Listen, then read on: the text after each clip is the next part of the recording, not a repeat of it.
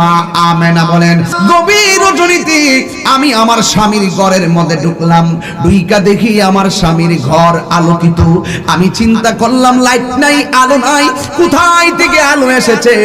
আমি তাকায়া দেখলাম আমার স্বামীর কপালের মধ্যে একটা রহমতের নূর ঝলঝল ঝলঝল করতেছে।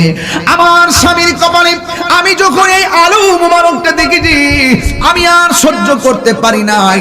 স্বামী সুন্দর জামা কাপড় পরলে কোন স্ত্রীর ভালো না লাগে? স্বামীকে এমন ভাবে জড়ায়া ধইরা স্বামীর কপালের মধ্যে একটা চুমু দিয়েছেন। চুমু দেওয়ার সাথে সাথে আলোটা চলে গেছে। মা আমেনা বলেন, আমি রাতের বেলা ঘুমাইছি, ঘুমের ঘরে স্বপ্নে দেখলাম আসমান থেকে একটা লোক আসছে। চুলগুলা কুকুরানো কুকুরানো, দাড়িগুলা কুকুরানো কুকুরানো। আমার ডাক দিয়া কয়, হে আমেনা, আমি তোমার ঘরে এসেছি। জিজ্ঞাসা করি আপনি কেন এসেছেন? আমার সিনোনি, আমি কেডাই?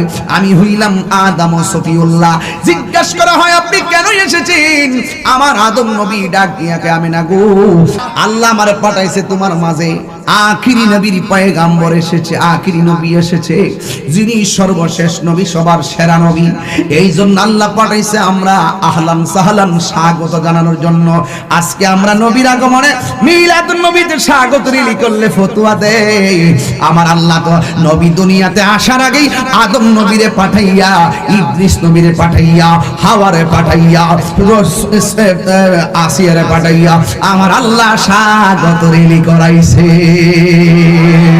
আমার নবী রাহমাতুল লিল আলামিন মা আমেনার মাঝে আসছে। এই খবরটা পাইয়া মা আমেনার মাঝে আনন্দের ঢেউ উঠে গেছে। এবার মা আমেনা বলেন, দ্বিতীয় মাসে স্বপ্নে দেখলাম আর একটা নবী আসছে। জিজ্ঞাসা করলাম আপনি কেডা গো? আমার চিনো না? আমি হইলাম হযরতে ইদ্রিস আলাইহিস সালাম। আমার মরণ হইছে, কাফন হয় নাই, গোসল হয় নাই, জানাজা হয় নাই, কবর হয় নাই। আমি হলাম হযরতে ইদ্রিস আলাইহিস সালাম।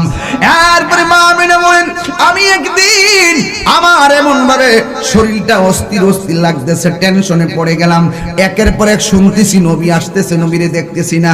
একের পর এক শুনতেছি নবী আসতেছে, কিন্তু নবীরে দেখতেছি না। কিন্তু একদিন আমার মাঝে যখন পেরেশানি চলে এসেছে, আমি কি করব? একলা ঘরের ভিতরে, আমার স্বামী তো দুনিয়া থেকে বিদায় হয়ে গেছে, আমি একলা একটা ঘরের মধ্যে পড়ে আছি। কিন্তু আল্লাহর বন্ধুকে আমার আল্লাহই তো সেভ করবে। আসমা মা আমেনা বলেন, আমি যখন একটু টেনশনে পড়ে গেলাম কি করব, হঠাৎ করে আমি দেখেছি আসমান থেকে একটা পাখি নামছে। ওই পাখিটার একটা ডানা